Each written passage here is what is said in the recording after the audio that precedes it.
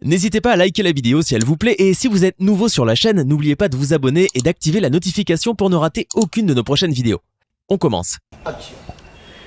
Bonjour, mbote na bino nyonso balandi ya chaîne na biso Congo London TV. Tozali wana déjà na plateau oyo petit opé sabino oyo to bongiseli bino mokolo ya lelo. Je trouve que toza toujours na kati ya makambo oyo etali politique tokoki kotika bino te. Je pense que Congo na biso eza na makambo ebele et puis toza na souci que to déceler ba makambo wana pour que tozwa quand même kimia pe to vivre quand même lo lenge mboka nyonso vraiment bazo vivre yango nde mokolo ya lelo vraiment na sepeli lisusuko yambela bino invité ya sika na plateau au Congo London TV au bokomona mokolo ya lelo vraiment na esengo mingi pe azala kamuto moko ya ba sourire trop. Je pense que lelo boko vivre makambo ya malamu oyo a bongiseli biso.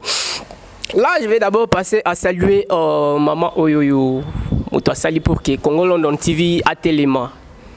Moto sali pour que Dani Timanga, le réalisateur spécial ya Congo London TV, donc asa la bino kaka ba makambo wana. Lelo vraiment émission ezala kitoko na plateau Oyoyo. Là sans plus tarder vraiment je vais dire d'abord à monsieur Dani Timanga de me faire entrer déjà mon invité du jour qui va devoir nous donner déjà ce qu'il nous a réservé en séjour. Oui maître, bonjour.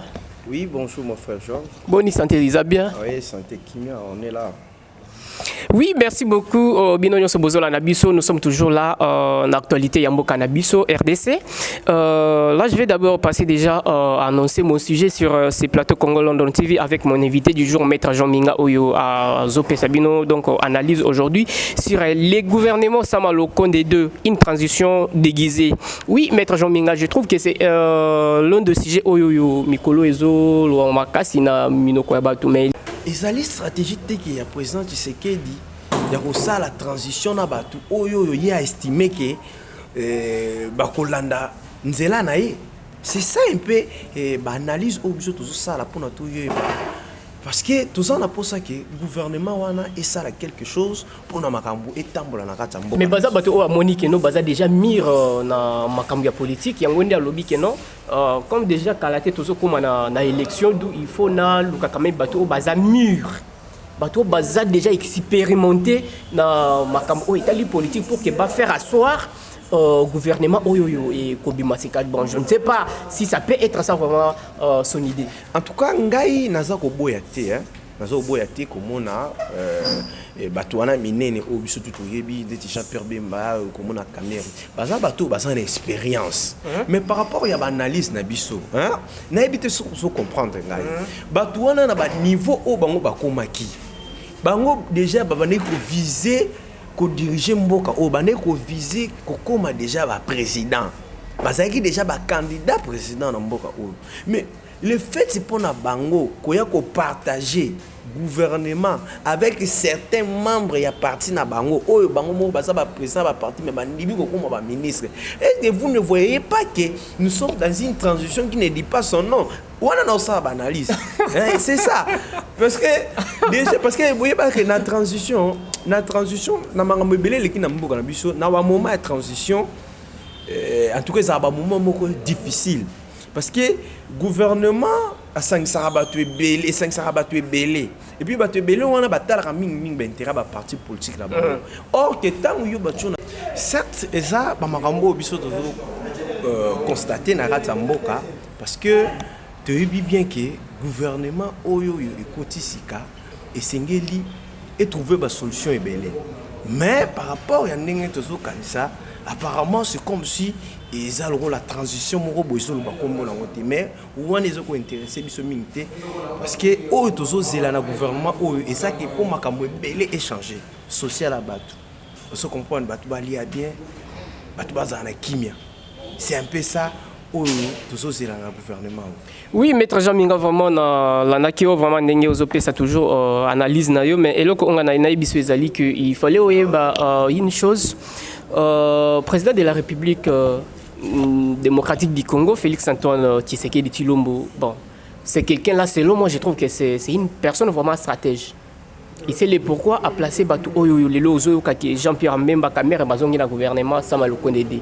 Donc cela je vais profiter d'abord pour vous poser encore une question Oyoyo na kosenga na yo vraiment au Pesabiso toujours lumière par rapport aux souffrances ou à la crise économique, quelles sont les mesures mises en place pour les sociales des Congolais? Oui, effectivement, vous avez parlé sur la crise. Crise économique au biso, tous vivre on a beaucoup en biso, sur plusieurs plans. Premièrement, ils en ont makambouya insécurité ou ils en ratamboka. Insécurité za makasi. Zomona bande kono biso bazana niveau ya est kuna bazo sibi ba agression ya ndenge na ndenge. Donc esengi ba solution, voire même moni impact nango et moni sami makasi surtout na bande ko o bazo se retrouver na niveau ya ba administration publique. Vous allez constater que jusqu'à présent ba fonctionnaire ba comme na ba impayement ou soit ba retard na paiement na bango. Tout ça est dit à l'insécurité. Bon, j'avais suivi le ministre des Finances et abaneki peut se justifier par rapport à la crise wana. Bon, pour naïe, il a estimé que d'après évaluation selon ndenge makambo so tambola na mboka, ba dépenses ebelé ezo kende na makambo etali ya guerre na est wana ba rébellion et sengeli que armée na biso eza solide, il faut formation à militaire, il faut que ba militaire wana balia bien, il faut que ba futama bien, il faut ba munitions ezala, tout ça ba cher ba munitions, tout ba avion de chasse. Yango ba dépense belé zo kende, yango moni impacté na vie sociale ou soit na ba salaire ya ba fonctionnaire ba congolais. Donc c'est un peu ça. Yango tant yo tuni, quelles sont les mesures mises en place pour na aussi ça va bon, en tout cas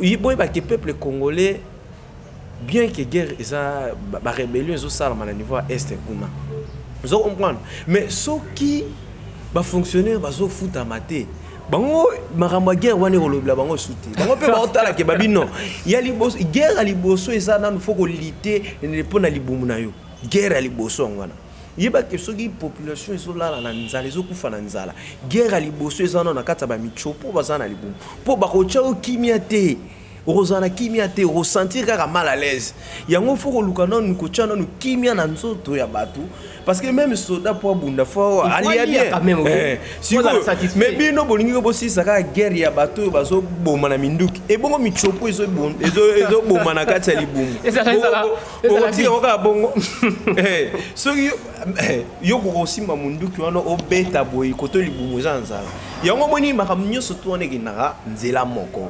Bien sûr, tu as dit qu'il y a une sécurité dans l'Est, mais en tout cas, le gouvernement fait ça pour fonctionner bien, pour le climat d'affaires bien. Même bateau dans le domaine privé, dans les gablots, dans les boutiques, travailler bien, bon circuler pour la kimia et la sociale et mon bateau, oui, merci beaucoup, Maître Jean-Minga, vraiment, dans l'année, lumière, non, au PC Liango, vraiment. Mais sinon, j'ai encore une autre question, vraiment, qui me revient ici au cœur.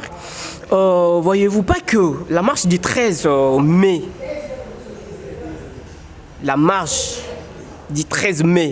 je pense qu'ils ont la bombe, bon, na évité ceux qui battent ceux qui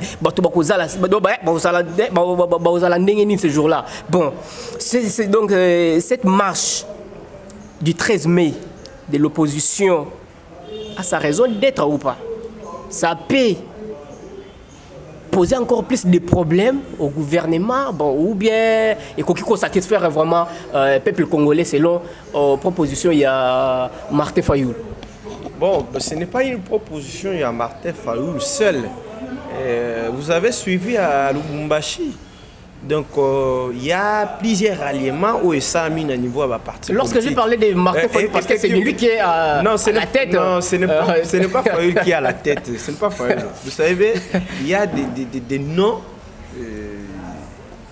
tellement, je ne sais pas, vous maîtrisez bien la politique de ces pays. Vous connaissez Moïse Katumbi, vous connaissez Délice Sanga, Matata Mponyo, Fayoulou et consort. Mais les noms qui ont été toujours cités, c'est les noms de Fayoulou. Non, ce n'est pas Fayoulou.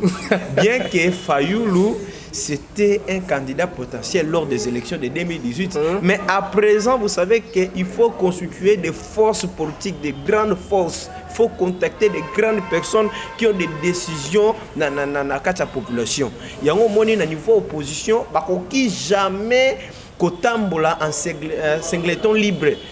Il faut qu'on s'en sa force. Il y a un moment une opposition. Même Fayoulou, parce qu'il y a l'obéi qui a ça, opposition. Mais les loyaux à qui on s'en a pas opposition, parce que lui, il s'est parlé, il se voyait comme étant un résistant. Quand vous estimez que vous êtes résistant par rapport à quoi? Au lieu, il y a qui carrément dans sa opposant. Mais le lot, non, il vient de revêtir sa casquette, il y a opposant. Na kosangana na ba Moïse Katumbi na ba Délice sangana ba matata mpono. Effectivement les loyo plateforme wana en gestation, c'est encore en gestation parce qu'il n'y a pas encore de dénomination. Bah si on a une combo tende tout le monde de l'autre côté union sacrée. Bango il y a encore des noms, tout le monde a ba combo Délice sanga matata Moïse Katumbi Fayulu tout ça. Ba sangani. Bah élaborer un plan d'action na bango c'est là bango bazo déplorer un makamou insécurité bazo déplorer ba problème ya nini ya vie chère balubi que en tout cas vie est comme chère les loyo na biso yo $10 hein ce que bi au ramenant on a $.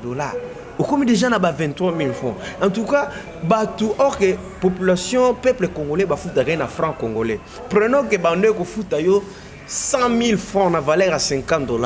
Mais le lot dollar est mati. Bazo fouto toujours 100 000 francs. Est-ce que 100 000 francs les ont représenté encore $50? Ce n'est pas ça. Pendant que nous avons non, marche wana ils ont raison d'être nango et qu'on motiver le gouvernement pour trouver une solution la crise où ils ont les Canadiens. C'est un peu ça par rapport à mes analyses. Oui, maître Jean Minga vraiment na zosuka déjà na ko bon, je ne sais pas maître Moutou Oyo Martin Fayoulou.